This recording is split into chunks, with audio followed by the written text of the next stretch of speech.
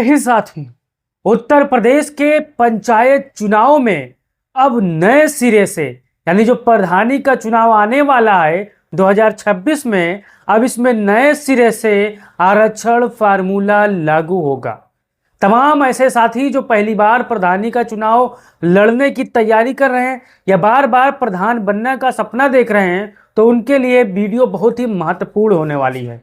2026 के में प्रधानी का चुनाव प्रस्तावित है, आप सभी जानते हो। मार्च या अप्रैल के महीने में उत्तर प्रदेश में ग्राम पंचायत यानी त्रिस्तरीय पंचायत चुनाव कन्फर्म हो जाएगी। लेकिन आज मैं आपको बताने वाला हूं कि 2026 के पंचायत के चुनाव में कौन सा आरक्षण फार्मूला लागू होगा और आरक्षण फार्मूला कैसे लागू होता है, कितनी प्रक्रिया होती है और आपके गांव में 100% कौन सी सीट आ सकती है। अगर आप ये वीडियो फेसबुक पर देख रहे हो तो पेज को फॉलो कर लो, यूट्यूब पर देख रहे हो तो चैनल को सब्सक्राइब कर लो। आप हमारे पीछे देख सकते हो, यूपी के आगामी पंचायत चुनाव में नए सिरे से लागू होगा 2026 में आरक्षण फार्मूला। आरक्षण फार्मूला को बारीकी से समझिए साथियों। जितने भी हमारे साथी इस वीडियो को देख रहे हैं वो जरूर ये बताइएगा कि आपको ये वीडियो समझ में आई या नहीं आई। इस चीज को आपको ध्यान देना है। अब मैं बात करने वाला हूं उत्तर प्रदेश प्रधानी चुनाव में आरक्षण कैसे तय होता है। आप ये चीज बहुत से साथी नहीं जानते होंगे क्योंकि मैंने बार बार वीडियो में इस चीज का जिक्र किया है। इसके बिना उत्तर प्रदेश में आरक्षण संभव ही नहीं होता है। ये 3 प्रक्रिया होती है, वैसे तो होती 4 है, लेकिन मजबूती के साथ 3 को लागू किया जाता है क्योंकि 1 की जनसंख्या यूपी में बहुत कम है साथियों। अब यहाँ पर देखिए, उत्तर प्रदेश ग्राम पंचायत चुनाव में हर 5 साल में आरक्षण रोटेशन के अनुसार बदला जाता है। यह आरक्षण 3 प्रमुखों के बीच घुमाया जाता है। यही वो 3 प्रमुख हैं जिनके पीछे आरक्षण की प्रक्रिया घूमती रहती है, चक्रानुक्रम, आगे पीछे दाएं बाएं ऐसे ही। अब यहाँ पर देखिए, सामान्य वर्ग, अनरिजर्व, ओबीसी अन्य पिछड़ा वर्ग, एससी अनुसूचित जाति। आप इस चीज को समझ लीजिएगा, फिर आप समझ जाएंगे कि आपके गांव में क्या हो सकता है, क्या होने वाला था और क्या अब होने वाला है साथियों। यहाँ पर कभी कभार एसटी भी, लेकिन यूपी में इनकी संख्या बहुत कम है भाइयों। अब ये चीज आपको समझ में आ गई होगी कि जो कि आरक्षण जो फार्मूला लागू होता है इन्हीं 3 बेसिस पे सबसे ज्यादा लागू होता है। अब यहाँ पर आप देखिए, आरक्षण निर्धारण के 3 मुख्य आधार होते हैं। इस चीज को आप समझिए, तभी आप फार्मूला लगा पाएंगे कि हमारे पंचायत में, हमारे ग्राम सभा में कौन सा सीट आ सकती है। एससी आ सकती है, ओबीसी आ सकती है, जर्नल महिला जर्नल आ सकती है। इस चीज को आपको समझना है। पहला लागू होता है ग्राम पंचायत की कुल जनसंख्या। इसके बिना आरक्षण फार्मूला नहीं लागू हो सकता। यह पहला चीज है साथियों, आपको समझना है। ग्राम पंचायत में एससी ओबीसी की जनसंख्या का प्रतिशत आपको निकालना पड़ेगा कि कितना प्रतिशत आबादी है। फिर पिछले चुनाव में उसी सीट पर क्या आरक्षण था, यानी अगर आप फार्मूला निकालना चाहते हैं तो आपको इन तीनों चीजों में से बारीकी से हर चीज पर ध्यान देना होगा।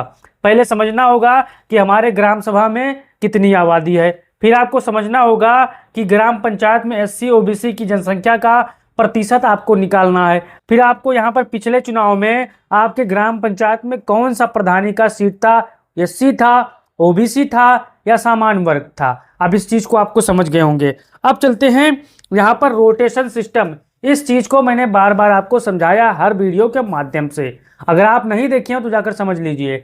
अब कोई भी ग्राम पंचायत लगातार 2 बार एक ही वर्ग में आरक्षित नहीं रह सकती। इस चीज को आपको समझना है। लेकिन उत्तर प्रदेश है, यहाँ पर काबिलों का प्रदेश है। यहाँ पर सत्ता बल, पैसे का बल, धन बल से कभी ना कभी आपको ऐसा महसूस हुआ होगा कि हमारे गांव में ओबीसी है तो ओबीसी चली आ रही है, एससी है तो एससी चली आ रही है, जर्नल है तो जर्नल चली आ रही है। ऐसा कुछ प्रतिशत हिस्सों में देखने को मिलेगा।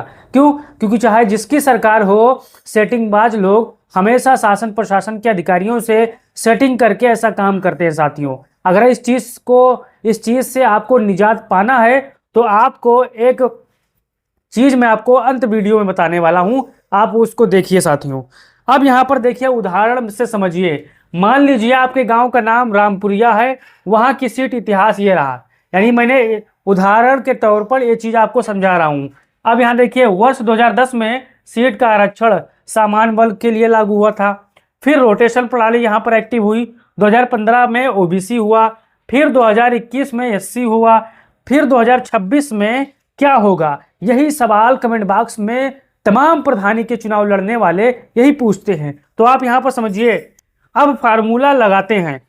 2015 में ओबीसी पिछड़ा वर्ग का प्रतिनिधित्व हुआ, 2021 में अनुसूचित जाति को मौका मिला। अब यहाँ पर आपको समझना है, यहाँ पर देखिए, अब फार्मूला लगाते हैं। मैंने चार्ट बड़ा कर दिया ताकि आप लोगों को ठीक से समझ में आए। 2015 में ओबीसी पिछड़ा वर्ग का प्रतिनिधित्व हुआ, 2021 में अनुसूचित जाति को मौका मिला। अब बचा कौन? सामान्य वर्ग। इस चीज को आपको समझना है। जो नहीं बचा, पिछले 2 चुनाव को आपको देखना है। जो आ जाएगा उसी को आप 100% मान के चलिए। 2026 में उस ग्राम पंचायत की सीट समान होनी लगभग तय है। ये कानून कहता है, यह आरक्षण नियम कहता है, यह नियमावली कहती है। अगर इसके विरुद्ध कोई जाएगा तो समझो सेटिंगबाज है, पैसे के दम पर वो करवा रहा है साथियों। अब यहाँ पर चलिए, यूपी का आंकड़ा, या देखिए यूपी का आंकड़ा स्तर पर विश्लेषण। अब इस चीज को मैं इसलिए समझा रहा हूं कि बहुत से साथी नहीं समझ पा रहे हैं, उसको समझाना जरूरी है। यूपी में कुल 58,194 ग्राम पंचायतें हैं। 2021 के अनुसार आरक्षण का अनुपात कुछ इस तरह से होता था जनसंख्या के आधार पर। अब श्रेणी एससी आरक्षण प्रतिशत 21% पूरे यूपी में उनको दिया गया। फिर एसटी का 2% लगभग है, ओबीसी 27% आरक्षण है और सामान्य 50% है। महिला सहित, यानी ओबीसी महिला, एसटी महिला, एससी महिला, इसमें महिला आपको देखना है, यानी इसमें सभी महिला लागू होता है। हर जिले में यह रोटेशन जिला पंचायत राज अधिकारी डीपीआरओ की देखरेख में तय होता है। इस चीज को आपको समझना है, फिर आप समझ जाएंगे कि क्या आने वाला है आपके गांव में। अब यहाँ पर देखिए, नियमों के हिसाब से रोटेशन कैसे होता है। धारा 11 यूपी पंचायत राज एक्ट के अनुसार कोई भी ग्राम पंचायत सीट एक ही आरक्षण कैटेगरी में लगातार 2 बार नहीं आ सकती जब तक उस वर्ग की जनसंख्या बहुत ज्यादा ना हो। अब इस चीज को आपको समझना है। बहुत से साथी सवाल करते हैं कि हमारे ग्राम पंचायत में आरक्षण नियम लागू नहीं हो रहा है। कितने भाई के गांव में ऐसा हो रहा है? आप कमेंट बॉक्स खुला है, बता सकते हैं। ये पढ़िए, ये धारा 11 क्या कहता है, इस चीज को आपको समझना है। कोई भी ग्राम पंचायत सीट एक ही आरक्षण कैटेगरी में लगातार 2 बार नहीं आ सकती जब तक उस वर्ग की जनसंख्या बहुत ज्यादा ना हो। यानी कोई भी सीट मान के चलिए आपके गांव में 2 बार ओबीसी लगातार नहीं आ सकती। अगर आती है तो आप सेटिंगबाज लोग हैं, सत्ता और पैसे के दम पर वो ऐसा कर लेते हैं। इस चीज को आपको ध्यान देना है। इसलिए अगर आपके गांव की सीट ओबीसी फिर से एससी हो चुकी है तो अगली बार वो सामान्य होगी, चाहे वो सामान्य पुरुष हो या सामान्य महिला हो, या रोटेशन भी चलता रहता है। अब यहाँ पर आपको समझना है, कुछ उपयोगी पॉइंट आपको ध्यान देना है, समझना है।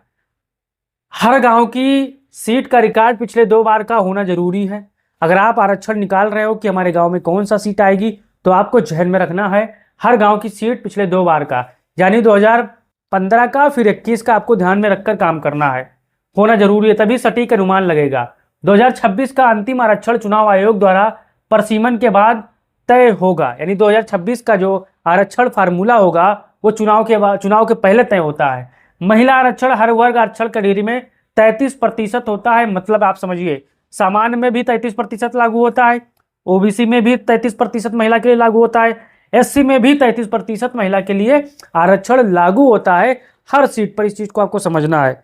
अब यहाँ पर देखिए निष्कर्ष, मान के चलिए 2015 में ओबीसी था आपका गांव का सीट, 2021 में एससी आया। अब इसमें क्या आ सकता है, तो जर्नल सामान आ सकता है, संभावित रूप से पुरुष या महिला को भी यहाँ पे लाया जा सकता है। इस चीज को आपको समझना है। अब यहीं पर फार्मूला आपको रख लेना है। आपको क्या करना है, ये 2015, 2021 और 2026 लिख लेना है और अपने ग्राम सभा का आरक्षण लिख लेना कि हमारे ग्राम सभा में ओबीसी आया है, एससी आया, जर्नल आया है। उसके बाद रोटेशन लगा देना है, फिर आपको पता चल जाएगी कि आपके गांव में क्या क्या आने वाला है। और उसमें अगर जर्नल आएगी तो महिला लिख लेना, पुरुष, यही आपको ध्यान देना है साथियों। तो आपको हमारी बात अगर समझ में आई तो अपना राय जरूर दो और बताओ कि 2026 के पंचायत चुनाव में कितने साथी प्रधानी का चुनाव पहली बार लड़ने की तैयारी कर रहे हो। अगर आपसे कुछ सवाल है तो कमेंट बॉक्स में पूछ सकते हो और इस वीडियो को फैलाओ, क्योंकि मैं उत्तर प्रदेश के प्रधानी के चुनाव के रिलेटेड वीडियो रोज बनाते रहता हूं ताकि आपके जानकारी के रूप में आपको दे सकूं, ताकि आपके राह और आसान हो जाए और समझने की क्षमता और शानदार हो जाए, ताकि आप मजबूती के साथ प्रधानी का चुनाव लड़ सको। कौन कौन से कागज पत्र लगेंगे, क्या क्या लगेंगे, मैंने बहुत से वीडियो इस पर बनाए हैं, आप जाकर देख लीजिए और वीडियो को सपोर्ट कीजिए, शेयर करिए। जय हिंद साथियों।